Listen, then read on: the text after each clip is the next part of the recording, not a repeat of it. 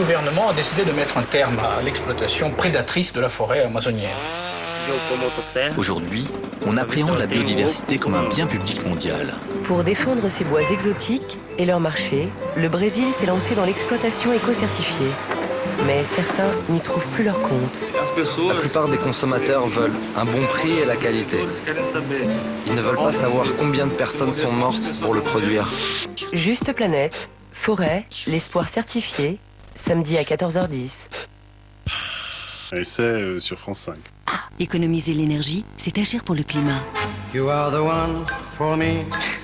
On a installé un chauffe-eau solaire et le chauffe-eau solaire, c'est la solution. C'est fou les économies qu'on a fait. En fait, avec le double vitrage, plus l'isolation des combles, la chaleur reste, donc j'économise.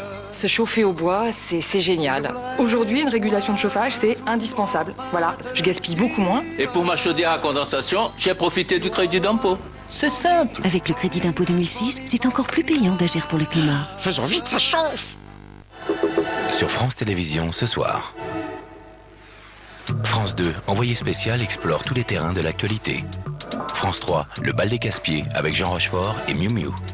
France 4, Pierre Arditi, Jean-Claude Dreyfus, les enfants du printemps. France 5, la guerre contre le cancer, premier épisode, l'offensive. France O, il était une femme à Mayotte. Ce soir sur France Télévisions, vous avez tous les choix. C'est dans l'air. Ce soir à 21h50, Yves Calvi s'intéressera à la mafia. C'est sur France 5.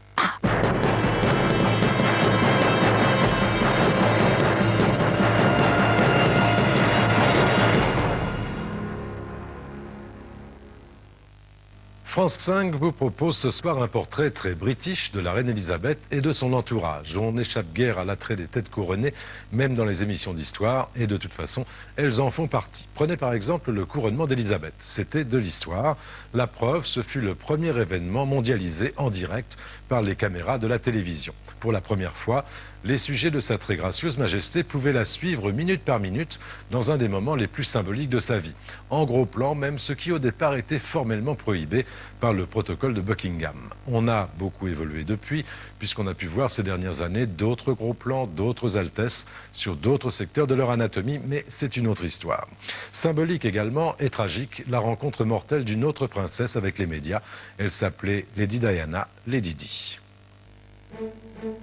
Juin 1953.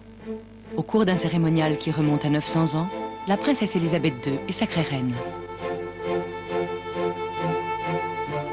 Au fil des années, elle devra souvent faire passer les besoins de sa toute nouvelle famille après les devoirs de sa charge. Les mariages royaux se succèdent.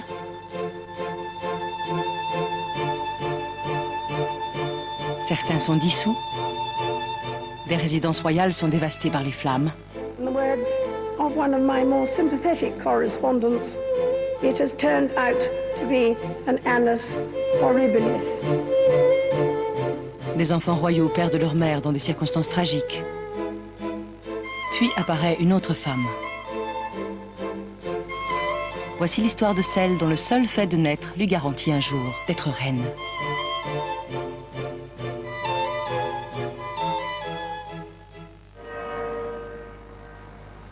Dans les jours qui suivent les attentats du 11 septembre, la reine assiste à une messe commémorative en la cathédrale Saint-Paul.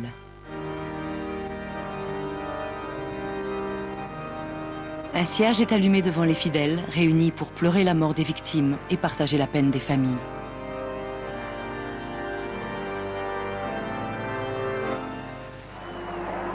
Sous les acclamations de la foule, la reine Elisabeth et sa sœur Margaret célèbrent joyeusement les 100 ans de la reine-mère. Un an plus tard, le tableau a radicalement changé. Très faible, la princesse Margaret lève le bras avec difficulté pour saluer la foule. De son fauteuil roulant, elle se remémore des temps plus heureux, lorsque les deux sœurs avaient une enfance dorée, sous le regard vigilant de parents aimants. Ils formaient une famille très unie et partageaient de nombreuses activités. Nous savons que le roi George VI adorait la princesse Margaret, sa fille cadette, car elle était belle et effrontée. La princesse Elisabeth était plus studieuse. Il l'aimait aussi, bien sûr, mais l'espièglerie de Margaret le faisait fondre, et il la gâtait énormément. La jeune Élisabeth ressemble beaucoup à sa grand-mère, la reine Mary, qui la prépare à la tâche. Il lui manquait la chaleur et la spontanéité de sa propre mère. Celle qu'Élisabeth admirait le plus en dehors de la reine Victoria était sa grand-mère Mary. Elles se ressemblaient d'ailleurs beaucoup. Elles avaient toutes les deux cette même timidité, cette raideur, cette légère distance entre elles et leur sujet. Voici les deux princesses avec leurs parents à bord du vaisseau amiral Vanguard pendant la longue traversée vers le Cap en Afrique du Sud. Nous sommes en 1947. Il s'agit de la première visite officielle de la famille royale dans un pays de l'Empire britannique depuis la fin de la guerre. C'est aussi l'occasion pour la princesse Élisabeth, héritière du trône, de dédier son existence au service de la monarchie.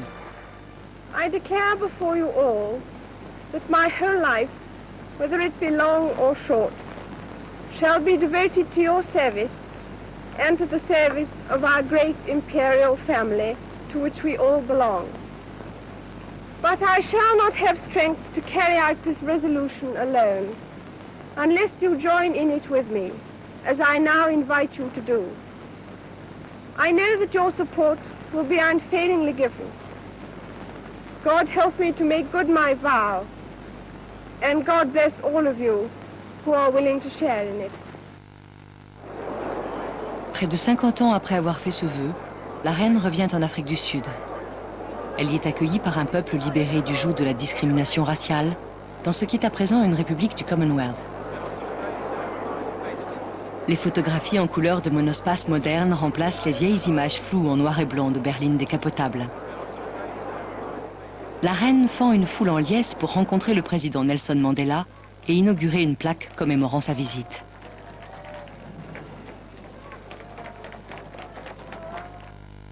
Novembre 1947.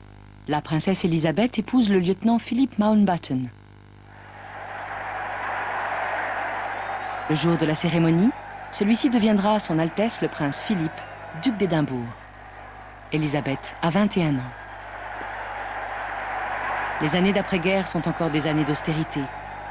Le gouvernement aurait souhaité une cérémonie discrète et sobre, mais pour des millions d'Anglais, il s'agit là enfin d'une occasion de réjouissance.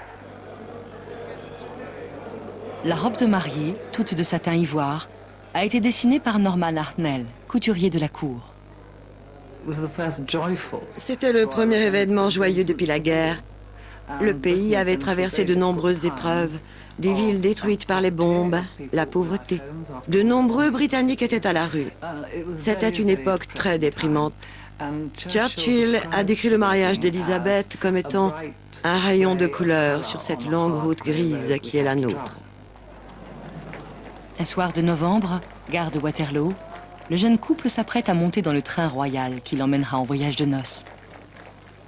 La princesse Elisabeth est venue avec Suzanne, son corgi favori. La mariée a fait la connaissance de son mari 8 ans plus tôt. C'est à l'âge de 13 ans que la reine a vu le prince Philippe pour la première fois. Il était élève officier de marine au collège naval de Dartmouth. Et il était très séduisant. Le type même du fringant héros dont rêvent toutes les jeunes filles, blond, grand, athlétique. Ils se sont revus quelques années plus tard et à l'époque, tout était si différent. L'homme faisait sa cour à distance. Je crois que la reine venait de rencontrer celui qu'elle allait aimer et qu'elle n'a sans doute jamais cessé d'aimer. La princesse Elisabeth devient alors épouse d'officier de marine. Le prince est stationné à Malte. Ce seront des années heureuses pour la jeune femme. Elisabeth avait l'impression de s'être échappée de sa cage. Il faut se souvenir que pendant la guerre, elle avait eu une enfance isolée au château de Windsor. À Malte, elle pouvait enfin mener une vie de femme d'officier comme toutes les autres. Elle voyait des amis, était invitée à des bals, à de grandes fêtes sur la plage. Elle avait une vie complètement normale. Ce fut peut-être la période la plus heureuse de sa vie. Novembre 1948, palais de Buckingham. 6 jours avant leur premier anniversaire de mariage, naît le prince Charles. Elisabeth écrit à l'une de ses amies « J'ai du mal à croire qu'il soit réellement à moi ». Ses parents auraient difficilement pu être plus fiers. Elle le voyait autant que possible, autant que dans n'importe quelle famille aristocratique de cette époque. Elle le voyait le matin, puis à nouveau le soir. Elle n'a donc pas été privée des 4 premières années de sa vie, années très formatrices pour l'enfant. La princesse Anne naîtra 2 ans plus tard, en 1950. Au baptême de sa petite sœur, Charles partage l'enthousiasme de ses parents pour la dernière née de la famille. Mais il a besoin de marques d'attention. La reine a toujours eu un petit faible pour son aîné, son fils. Anne n'était pas très sage. Elle n'était donc pas aussi attachante que Charles. Lui était très mignon, très affectueux, tout simplement adorable. Son grand-père disait « Le voir gambader dans la pièce nous suffit ». 1952. Le roi George VI, alors souffrant, accompagne sa fille, qui doit le représenter, à l'aéroport. C'est au Kenya où elle avait fait escale avant de se rendre en Australie et en Nouvelle-Zélande en visite officielle qu'elle a appris le décès de son père. La nouvelle de la mort du souverain endeuille le pays tout entier. Tandis que le pays pleure son roi, débute le règne de la nouvelle reine. Le décès de son père a eu d'énormes conséquences. Du jour au lendemain, sa vie a été bouleversée et ses enfants lui ont quasiment été enlevés. Elle était reine et ses nouvelles obligations ne lui laissaient plus guère le temps de voir ses enfants. Les 2 enfants suivent leur mère des yeux tandis qu'elle quitte le palais pour se rendre en carrosse à l'abbaye de Westminster où a lieu son couronnement. Plus tard, ils la rejoindront au balcon de Buckingham pour saluer la foule.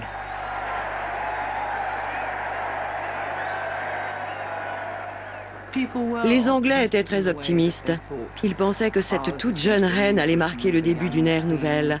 Puis on a appris le jour du couronnement qu'Édouard Hillary et le Sherpa Tenzin avaient fait la conquête de l'Everest, ce qui a achevé de remonter le moral de la population. Les nombreuses obligations de la reine l'éloignent souvent de sa famille. Ici, Charles reconnaît à peine sa mère.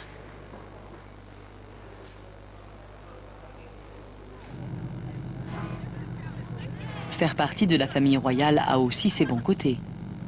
Charles et Anne accompagnent parfois leurs parents à l'étranger. Il faut se rappeler que le prince Charles et la princesse Anne sont nés avant la cession de leur mère au trône. Elle n'était dans leur petite enfance que l'héritière de la couronne. Elle avait donc plus de temps à sa disposition et pouvait se consacrer à sa vie privée. Une fois devenue reine, elle a eu tant de choses à apprendre, tant de voyages à faire. Elle a fait le tour des pays du Commonwealth, ce qui en ce temps-là, avant la banalisation des avions à réaction, prenait des mois. Le train à vapeur permet à la petite famille de passer plus de temps ensemble. Un wagon spécial, qui fait office de nurserie, est accroché au train royal afin que les enfants puissent voyager avec leurs parents dans le plus grand confort. C'était l'âge du chemin de fer. La famille royale se rendait partout en train et il y avait un wagon nurserie pour le prince Charles et la princesse Anne, ainsi que pour les 2 nurses, les gardes du corps et les valets de pied. Le train était merveilleusement équipé.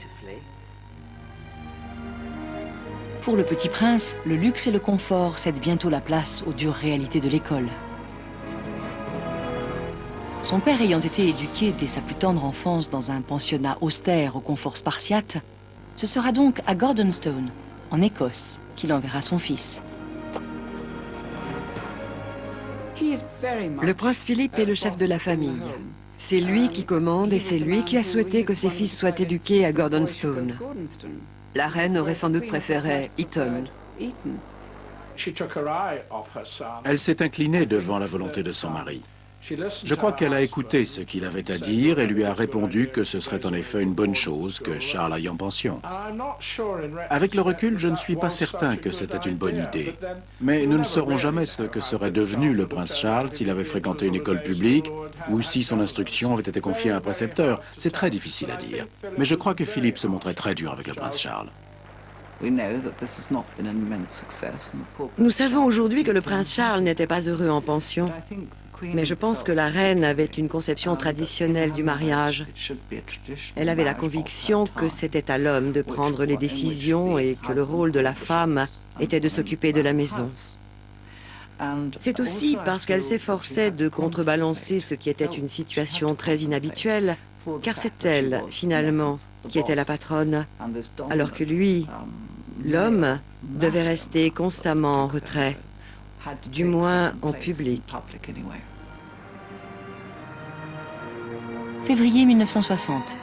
10 ans ou presque après la naissance de la princesse Anne, naît le prince Andrew. Pourquoi un tel écart entre la cadette et le benjamin? Elle était trop occupée, voilà tout. Le duc d'Édimbourg pensait sans doute que 2 enfants lui suffiraient. Ils avaient déjà un garçon et une fille, ce qui suffisait.